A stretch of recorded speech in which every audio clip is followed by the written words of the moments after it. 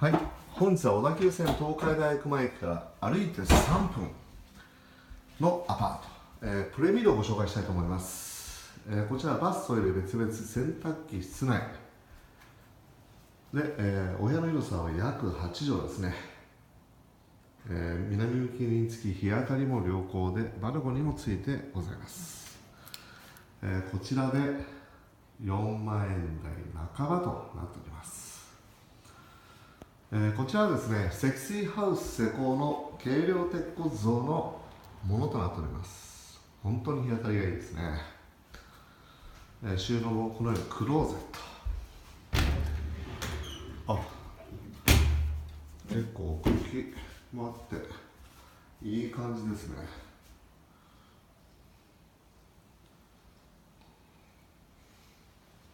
はい、ではキッチンですね。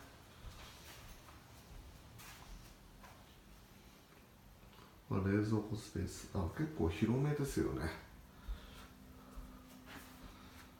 ちゃんとまな板を置くスペースもあります。換気扇、下駄箱ですね。お風呂、洗濯機はここになりますね。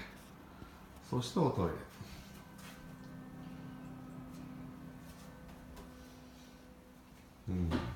これは日当たりがいい。本日はですね、東海大学前駅、大学側に降りて歩いて3分のアパート、プレミルです。こちらも福島のおすすめです。お気軽にお問い合わせください。